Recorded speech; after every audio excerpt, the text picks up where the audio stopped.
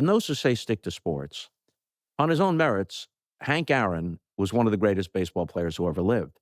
But his story and his significance, in part, is because he faced blatant racism as he pursued Babe Ruth, and he triumphed over it, not just with his bat, but with his deep decency and dignity, which existed to the day he died.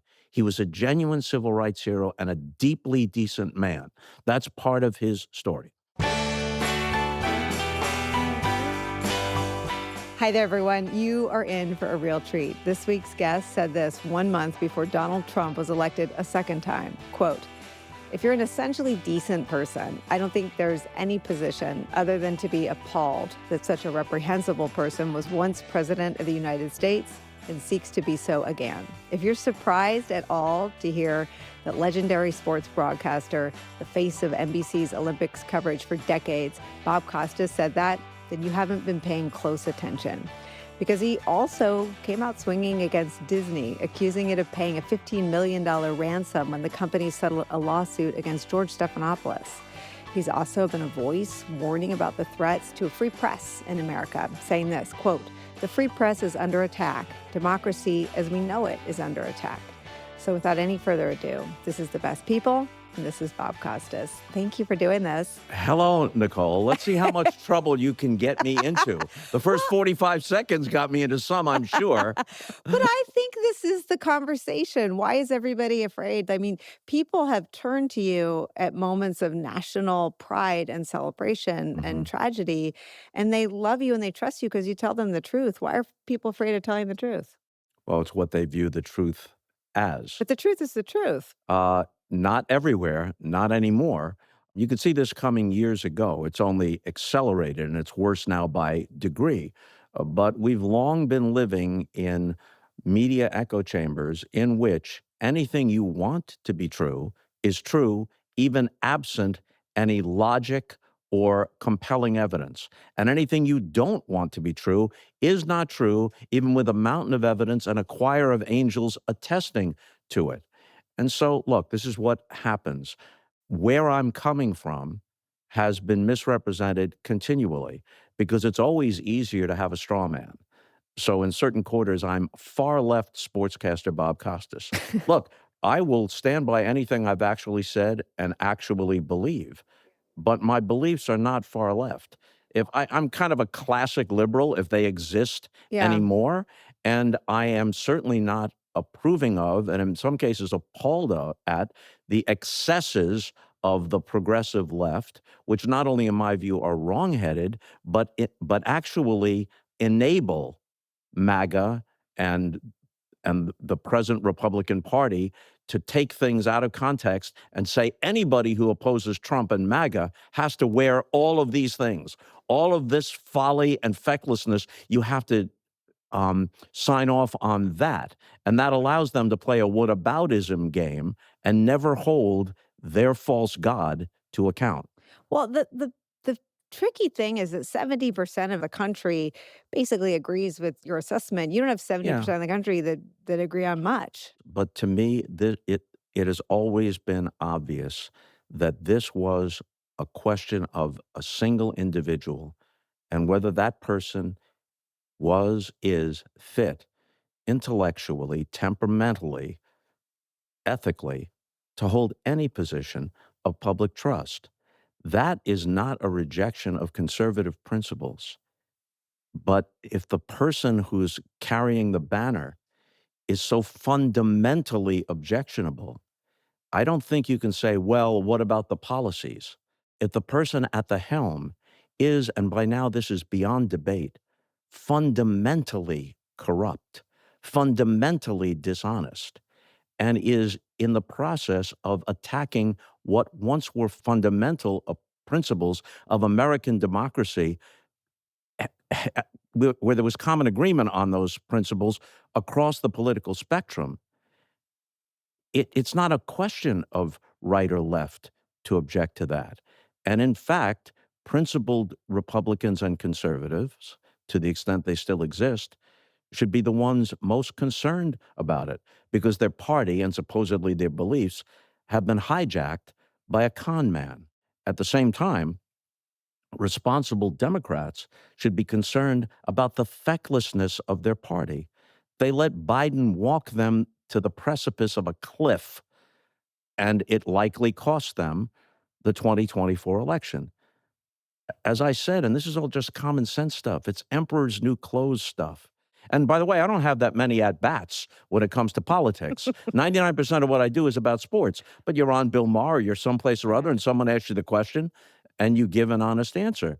And I said the Democrats are as feckless as the Republicans are shameless, and that Biden had a chance to be seen by history as a patriot, a guy who did, if he did it, what he clearly pledged to do, at least implicitly. I'm going to be a one-term president. My job is to get this back on track and be a bridge to the next generation. And then for whatever reason, those surrounding him, his own hubris, his own confusion, he decided that he was the best option to run against Donald Trump. And as I said on Bill Maher 2.5 years ago, if Trump is a monster, is this the guy you're going to send out to slay the dragon?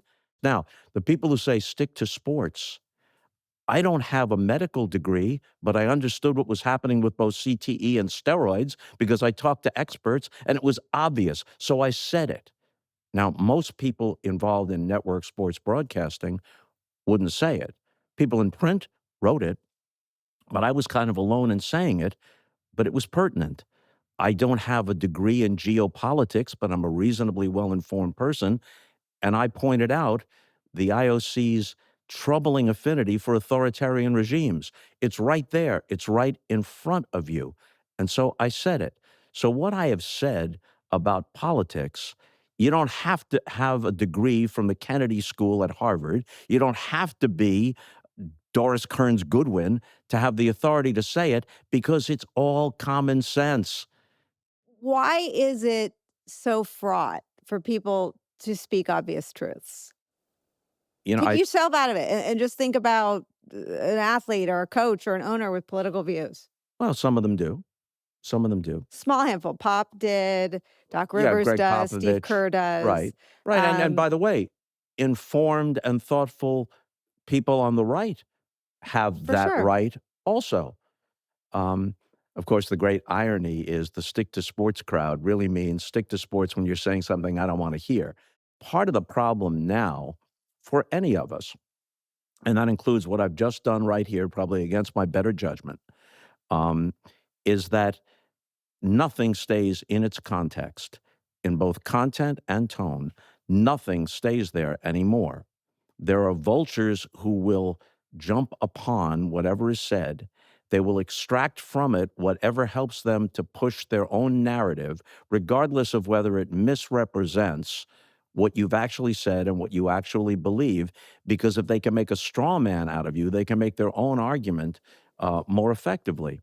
And so that puts the brakes on expressing points of view, which you hope you do in a thoughtful and informed way. And an aspect of this, which has nothing to do with politics, I was doing something at the Paley Center a few months ago, and it was about some of the non-sports things that I've done. I used to do a late night show after David Letterman on NBC, 1:30 in the morning. 1:30 in the Yeah, morning. yeah, and And everybody watched. It was just before well, we I don't could know if everybody watched it was it, but before we could doom scroll. Yeah, yeah, yeah. well, everybody that was awake, Yeah, you know, yeah. new Which now new they're doom new scrolling. mothers, athletes who Yeah. played night games, College kids. Yeah, entertainers, yeah, yeah, well, yeah. college kids were Yeah. big. Um, so one of the examples I gave was of the great actor Anthony Quinn telling me that uh, one of the ways he got into a scene in the movie Zorba the Greek when he was talking about his young son Dmitri having died as a small child and how he got up and danced at the funeral when everyone else was crying. And he just opened up and said, I live with the death of a child, which my own research had not told me. I didn't realize this. He had a 3 or 4 year old son who drowned in W.C. Field's swimming pool in the late 1930s. And he said, I live with that, but to me, he's not dead. I've created a whole life for him. He's an architect. He lives in San Francisco, and I talk to him every day. I've told this story before, and I still get choked up by it. The cameramen, you could hear them. There was no audience for the show. You could hear them like stifling the sniffles. Other than that, the room went dead quiet. I wonder in today's atmosphere, even if he felt comfortable enough with me and with the setting of the show to say those things, would you say it now, knowing that what you said intended to be seen at 1:30 in the morning, heartfelt and honest in that context, that that's not where it stays. It's not confined to someone the next morning. Did you see what Anthony Quinn said last night? It was amazing. Now, people will use it for their own purposes and not do it justice. Everyone has to consider whether it's a political point of view or a personal story they're telling, a book they're writing, that there's a much greater chance that something that might kind of move the needle on page 129 will be seen by more people than who actually read the book. These are all modern considerations that cause people to be cautious, But you're not cautious and not you're cautious enough. but I guess what I wanna understand, I mean, we're talking about and we're diagnosing the ills of the extreme.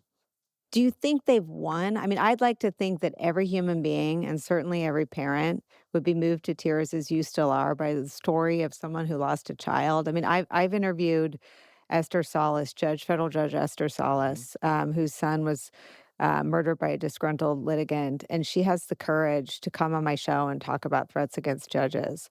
And I like to think that she is someone that breaks through, that there's no way to pervert or distort that clear strength and beauty and mother's love, and that whatever she's saying to whomever she's saying it, I think breaks through, and not in a partisan manner, but to say this happened to me and I don't want it to happen to anybody. Yeah, and one would think that you'd have near universal agreement with that sentiment. But one of the things you cited right at the beginning, what I said about the free press, I said that to a gathering of journalists at a Newhouse School at Syracuse University, the journalism school there. There were no cameras there. Someone in the back of the room held up a cell phone, and there was a sketchy video of what I said, a portion of which went viral. Interesting that this person, whom to this day I've never met, didn't come up to me afterwards and To ask interview me to you. elaborate or Yeah. interview me Yeah. because that person had what they wanted, Yeah. and that just gets posted. And then people can use it for their own purposes, including, "Oh, why did he just come out and say this?" Well, I said it in front of a group of journalists. It was pertinent to talk about what was happening with Trump's FCC Mhm. and Trump and now And Jimmy Kimmel, Trump's yeah. DOJ. Um, People have to realize that neither CBS nor ABC capitulated and paid, quote, settlements because they thought that an actual legal case would be one in which Trump would prevail or that there was any merit to his claims. They were just paying a nuisance fee.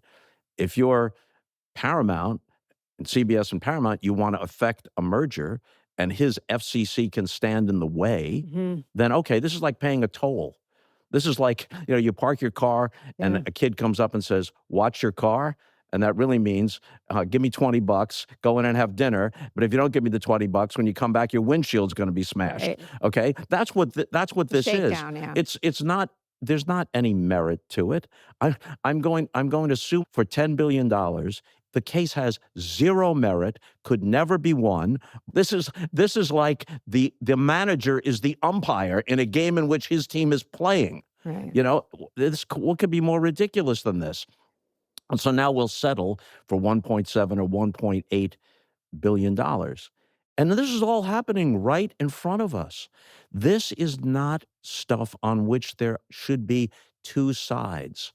This is not, here's a principled and thoughtful conservative side, here's a principled and thoughtful liberal side. There's always been that tension. There's Mhm. always been that back and forth. And very often it helps us land in a somewhat nuanced middle or Mhm. close to the middle. That's the yin and yang of Mhm. what it's supposed to be about. But when one side feels it has to either defend or worse yet, valorize, or at the very least, look the other way, at some point, this has to reach critical mass where reasonably intelligent, reasonably principled people say, This has nothing to do with right wing or left wing. Right. This is about one person and what he has inflicted upon America and what he has done to what was once called the GOP. Why is it so dangerous for people who have to broadcast across this moment in Mhm. our politics? Why is it so dangerous for athletes or broadcasters um, around a sporting Well, event? Or Charles Barkley has spoken out a bunch this season. Like, why is it so Charles is fraught? virtually bulletproof because he's Charles Barkley. He's a unique personality. But it's always covered in the same way, right? It's taken, it's dissected. Yeah, I think a It lot of it with Charles is, "Oh, that's just Charles, and we love him, and he's terrific." And he does say a lot of things that are not political, that are just blunt about sports. He just says blunt things about sports that everybody knows is true.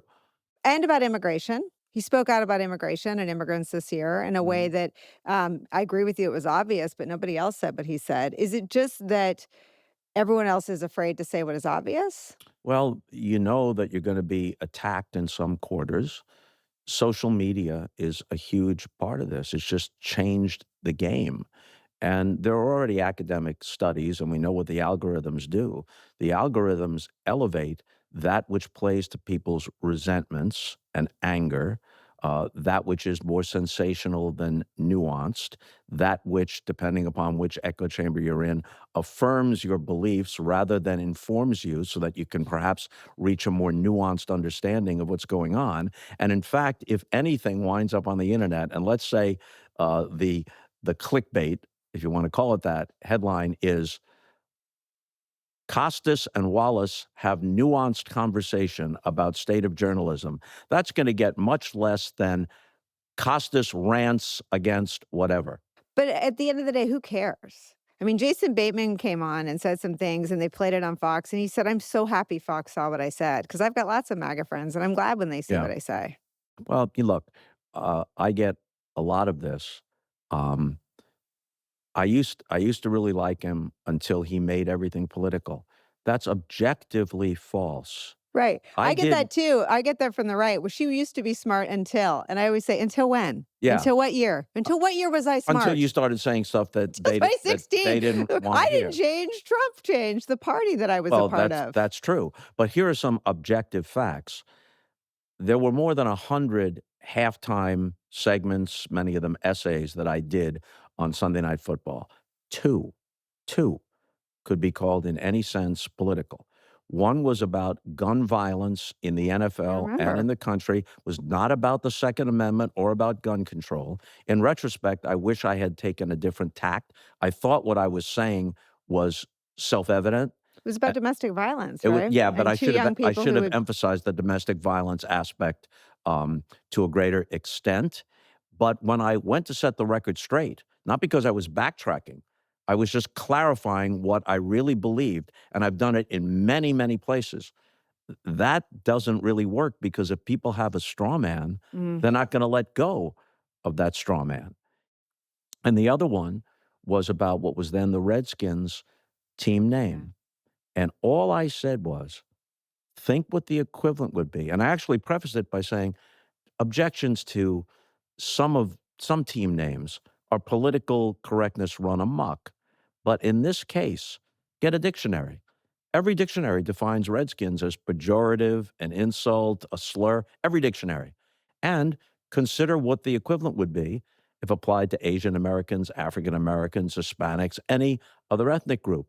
That doesn't mean that there aren't issues of greater concern to Native Americans than the name of a football team.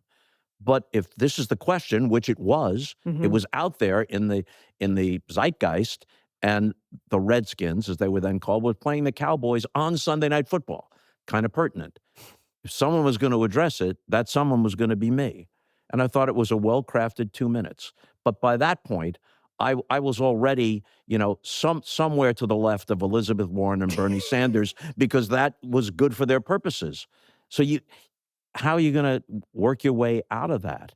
Well, why would you want to? I mean, it seems like if you're triggering them, you're obviously getting through in a way that nobody else Yeah, is. but I'm not looking for attention other than But not other than attention, for, but I hope, the quality and content of what I've said. So when people say, "Oh, he fills his sports broadcasts with politics," that isn't that just isn't untrue. It's Mhm. about 99.9% untrue.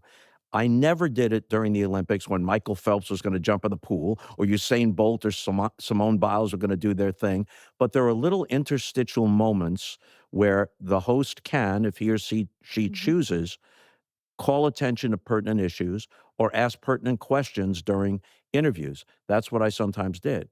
When I was calling NBA games or MLB games, there wasn't a thimble's worth of politics. Now, if I was doing the NFL and Colin Kaepernick was kneeling, you have to note that. It's Right. part of the atmosphere. You have to note it parenthetically. But there are other places to discuss it, pregame shows, postgame shows. Mhm. I never allowed any of that to get in the way of the games themselves or the events themselves. But somehow that notion is out there. And the tension is that it's such a small part of your massive body of Well, work that's true also. that's universally admired, but it's a true part and it's a small part and it was always thoughtful and nuanced. And I hope so. your regret, if I'm hearing any, is that it gets disproportionately labeled Yes, on top of you by detractors. yes, and also misrepresented for what Yeah. it was in the first place. But on the other hand, hardly a day goes by when I don't hear from people who appreciate Well, what that's I've what I done. was gonna say. Like, I think that everything you've said is newsworthy because no one says it. At least no one among network sports broadcasters, No one many of with your whom platform. As you just said, whether I'm calling, no one else anchors the Olympics and NBA and NFL and MLB. The reason the right goes nuts when you say it is because no one reaches deep into our safe spaces, the places where we're sitting with family members. I live in a politically yeah. divided family, and the only thing we have where there's no politics is sports still. And I think most people in divided families welcome it when someone utters the truth. Well, but again, it's not like, "Hey, everybody gathered around Thanksgiving, bunch of football games here, but before that, let me tell you a Let me few weigh things." in on No, healthcare. I didn't do that. I know I you did not do I that. guess you're the tension you feel is I admire it because I'm happy that the truths were uttered, but you've got people on the right that will smear you with this broad brush that you're Yeah, basically like walking around with a I'll DNC flag when you've yes. simply I'll stand by whatever I have the substance actually of it, said right? and what I actually believe. But this through the looking glass thing Yeah, where everything is immediately distorted, right. it's kind of a fool's game. A fool's game I may be playing right here. Because this is not confined to this space. No. Look, I mean, I think that what's happening in sports is right under the surface from here. And I think that the reason that everything Steve Kerr says is Mhm, so amplified and people project onto it whether it endangered his job, right? At the end of this mhm. season, it was projected onto Steve Kerr in that period of uncertainty that it was his politics that led to the uncertainty, not the extraordinary run he'd had. And maybe politics was part of Yeah, it, and but also the Warriors are in decline now, and Steph Curry was hurt for a portion of the year, and they were without Jimmy Butler Butler was for the hurt. Yeah, entire yeah, year, yeah. and Draymond Green, who's always been a handful, Hothead Dream. is I getting get up it. in I years. get So it. so it might be time for Steve Kerr, who's had a glorious career and life, and who has other options. He's an excellent broadcaster. It might be time, having nothing to do with politics, to step away. But your point is that it's so amplified if you're Oh in yeah, sports, if you say any and Coach Kerr and well, Doc has spoken out about a lot of issues and does it like in a news cycle and does it so much that I Doc don't know. Rivers. Yeah, I don't Yeah, know how much blowback he gets. But Steve Kerr would always take a moment and weigh in on politics, especially gun violence, because of his his own dad was family history, his assassinated. father's history.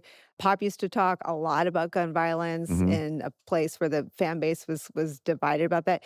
But you're saying that everyone takes a risk in their position or yours because there are plenty of people on the right that will either smear you with a broad brush, paint your Yes. politics all over your whole body of work, and that's Yes, uncomfortable. but there are also people on the left who, no matter how thoughtful and reasonable something is expressed by someone with whom they may disagree, and no matter what that person's track record and life history is, you have veered from our playbook here, even if it's only 2 or 3%.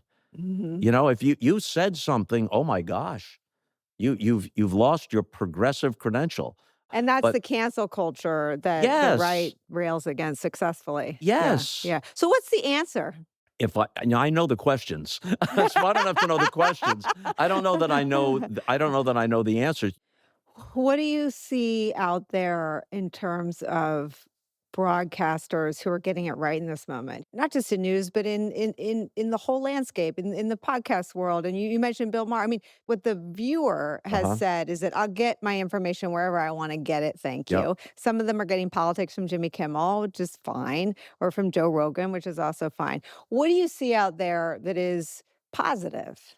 Well, anyone who's asking the right Hmm. questions, in an informed way from both sides. But where we started with this is, if you're talking about Trump, the idea that you're gonna say to someone who says the earth is flat, "I'll be reasonable and concede that it might be oblong," that's not both sides, Right. okay? So anyone who is perceptive enough and willing enough to make that very not just valid, but in this moment, essential distinction Hmm. is someone I admire. I'm not necessarily a scholar. I hope I'm reasonably well read, and I hope I'm getting this quote right.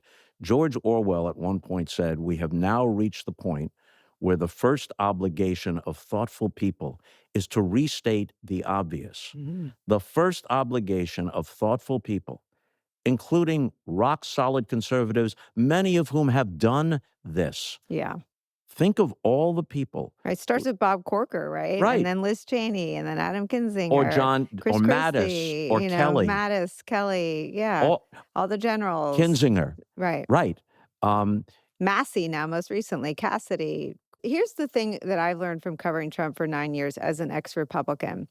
When I can use the Wall Street Journal editorial page, Jonathan Turley, the conservative legal scholar, Liz Cheney, Adam mhm. Kinzinger, Jim Mattis, John Kelly, to make the arguments that I may have wanted to make, it's more effective. The calls are all coming from inside the house.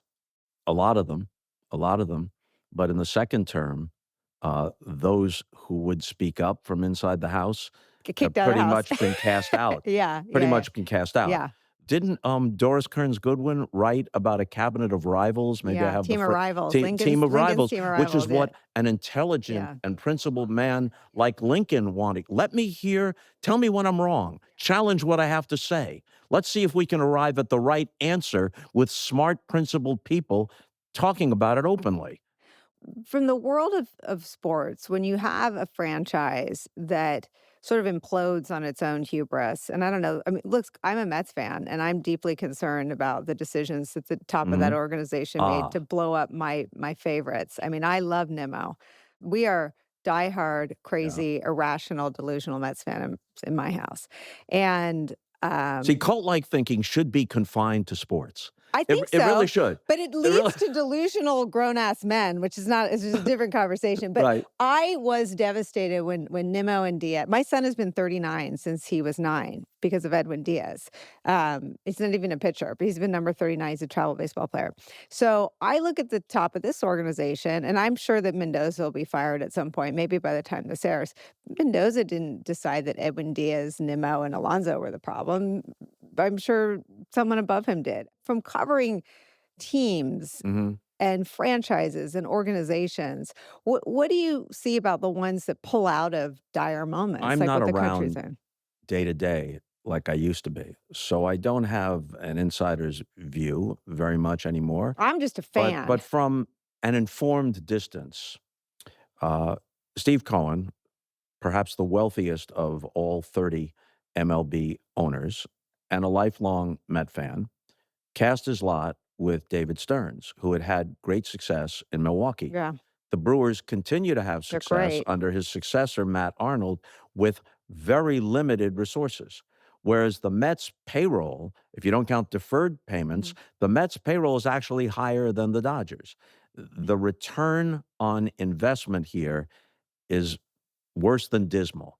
To be in last place, and also as we speak, to be playing such a shoddy brand of baseball. Mhm. Last night, I happened to be at the Met game against The the Reds. Reds. And it wasn't just that they lost and they were behind big early. So many sloppy plays Mhm. and booze raining down. Um, I saw a political cartoon, but it was really a sports cartoon, uh, meant for New Yorkers, and someone's reading the paper, and it's like Dickens, "The best of times, the worst of The Knicks times," and the and it's Mets.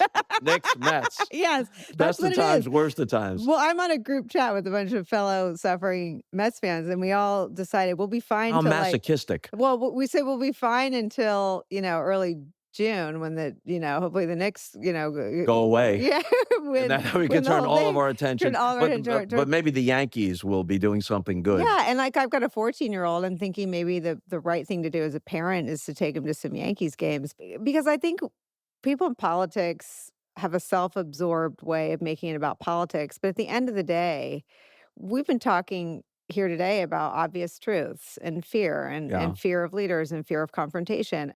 I think the reason sports is so powerful is because sports is one of these last sort of emotional touchstones. But I yeah. wonder if you think that owners are responsive enough to fans. I mean, I don't know any Mets fans that aren't feeling really angry and really betrayed by the leadership decisions, not Well, just the performance on the field. here's the thing. We're not talking about customer service at Citi Field.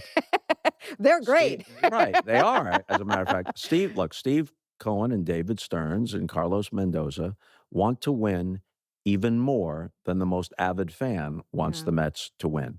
Do you think the So, players still do? there are some players who, especially if it's in a non-winning environment, will give less than a full effort. That does happen. Mhm. May have happened to the Cleveland Cavaliers in their, series against the Knicks once they blew a huge lead, almost impossible to blow that late in the game, and lost game 1, and the tide began to turn, and they're losing big.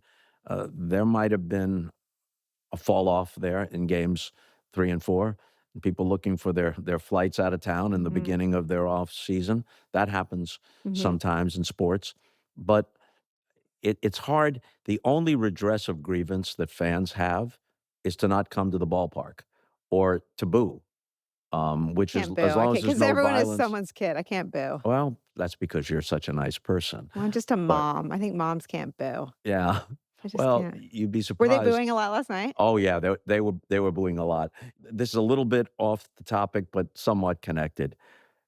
The nature of sports fandom, and I found this even with very well-educated, otherwise rational people. Fan is short for fanatic. Every national broadcaster will tell you exactly the same story.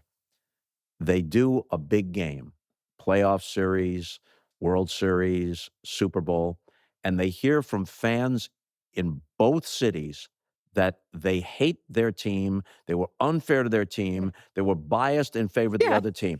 The people hearing exactly the same words, interpreting it as some sort of bias against their team. But as I've always said, none of us has received a letter back when people wrote letters, an email, heard from it on social media, something like this.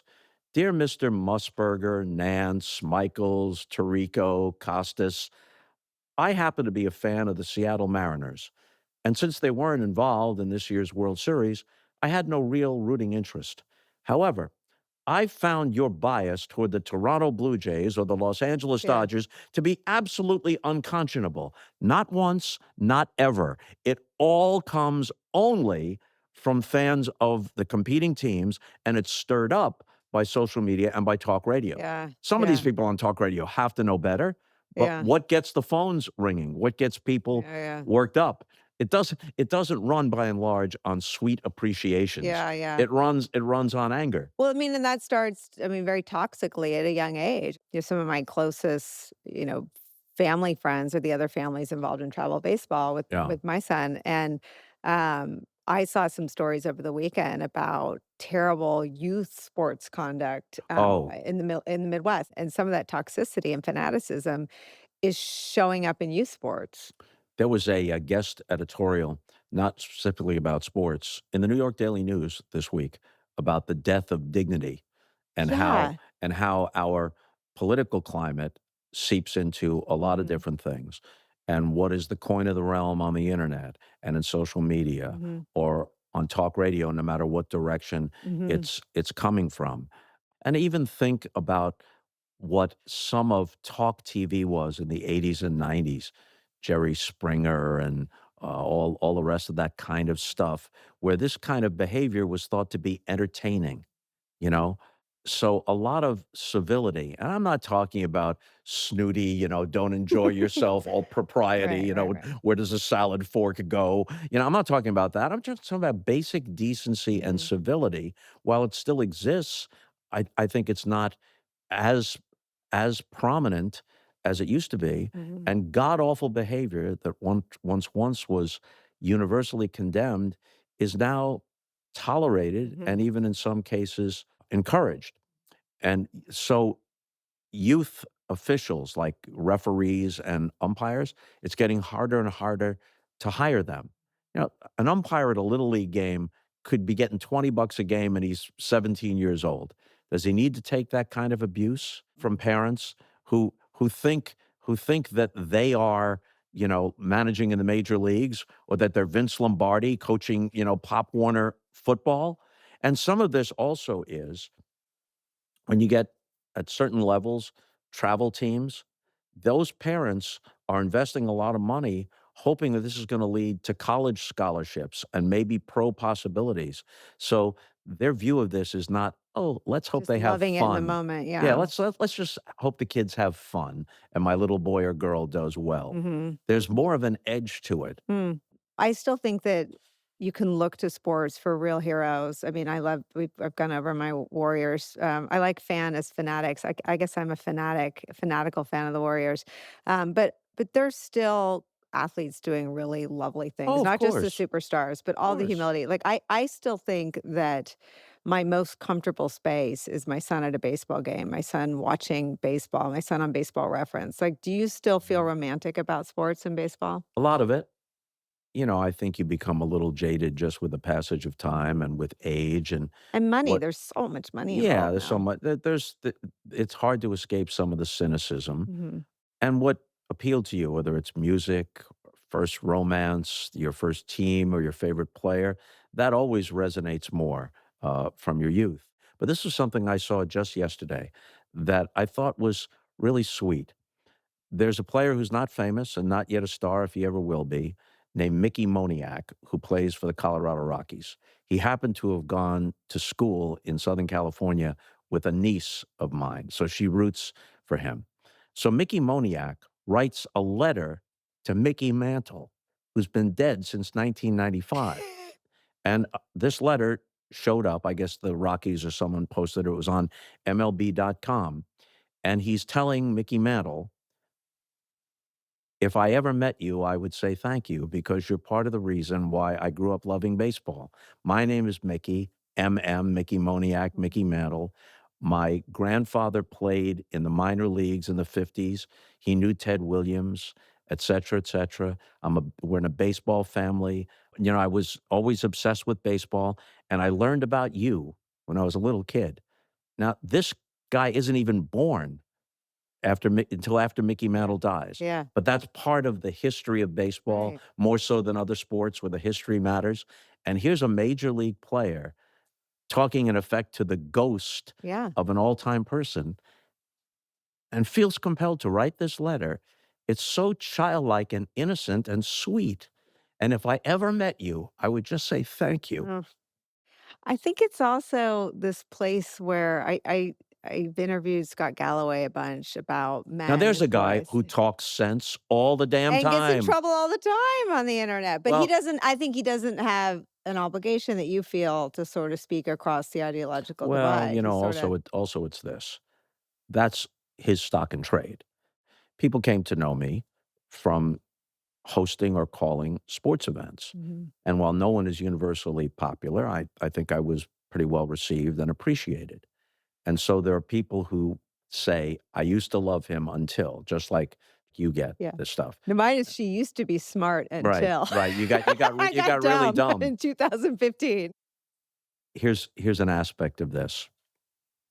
I saw something in a right-leaning publication that supposedly showed that Saturday Night Live, the vast majority of their jokes are against Republicans. Well, yes, they are.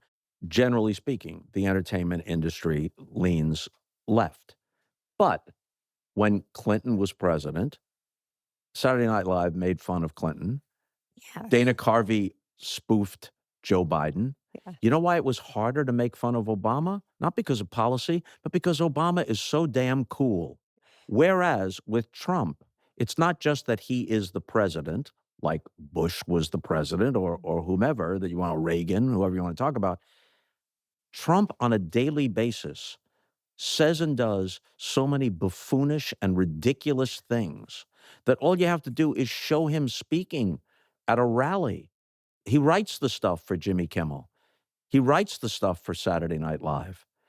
To expect that, when people say, well, why don't you just be like Johnny Carson and gently chide both sides? There was no Donald Trump when Johnny Carson was the host of The Tonight Show. I'm not claiming expertise that I don't have, but I think my general big picture notions are correct. Yeah. And almost everything I've said that is characterized as political have been general big picture notions. Right. That like 70% of Americans agree on. Yeah. How about this, right? 50th anniversary of Hank Aaron breaking Babe Ruth's record. And those who say stick to sports, on his own merits, Hank Aaron was one of the greatest baseball players who ever lived. But his story and his significance, in part, is because he faced blatant racism as he pursued Babe Ruth. And he triumphed over it, not just with his bat, but with his deep decency and dignity, which existed to the day he died. He was a genuine civil rights hero and a deeply decent man. That's part of his story. So on the 50th anniversary of him hitting 715, and I tick off some Giants fans by saying 715 was a monumental moment. 762 is just a statistic. Hank Aaron is the enduring home run king. Barry Bonds, for obvious reasons, is the statistical career home run leader. I think that's a reasonable distinction. That's not political, but it's the kind of thing that within sports that I'm willing to say. I'm not the only one. A lot of people in print do it, but not as many on the broadcast side are willing to do it. But in any case, so I do this essay about 715, and I play all three calls. Kurt Gowdy called it on NBC nationally. Milo Hamilton was the radio voice of the Braves, and his call is really good. But they happen to be playing the Dodgers, so fortuitously, Vin Scully is on the radio. And Scully calls the home run. It's good. But then he says, and Vin seldom ventured outside the foul lines, then he says, what a beautiful and marvelous moment this is. What a marvelous moment for baseball. What a marvelous moment for Atlanta and the state of Georgia. What a marvelous moment for the country and the world. A black man is getting a standing ovation in the Deep South for breaking a record of an all-time baseball idol. And it is a great moment for all of us. I still get choked up because it's my craft. And when it's done well, it's not just a good sports broadcast. And there are times, Jim McKay at the Olympics in Munich in 72, Mike Tirico in his own way, his conclusion in Milan was beautiful. Mm-hmm. It's different than the way I would have done it, but I applauded it anyway because it was beautiful. Mm-hmm. So Vin Scully says, a black man is receiving a standing ovation in the Deep South for breaking the record. This is age. You get old, you start, you start weeping at like the baseball. state fair. Breaking the record of an all-time baseball idol. In 2 sentences, he captured the whole story, the whole sociological story in the moment. Somebody today would have said, why bring race into it? Because that was the central part of the story, So anyway, so I do this, and MLB.com puts it out on the internet. And so I take a look at it, and, the comments are very appreciative. But a couple of the comments are, God bless Hank Aaron, bleep Bob Costas. Okay? All right, now I just did the appreciation, okay? We weren't going to do this much on politics. Oh, but we did. Do you regret it? Oh, yeah. Do you want to unsay any of it? Do you feel unburdened? Do you feel... No, I don't feel unburdened because I've said it before. Bob Costas, you've been so generous with your time and your candor. We're grateful to you. Thank you for being here.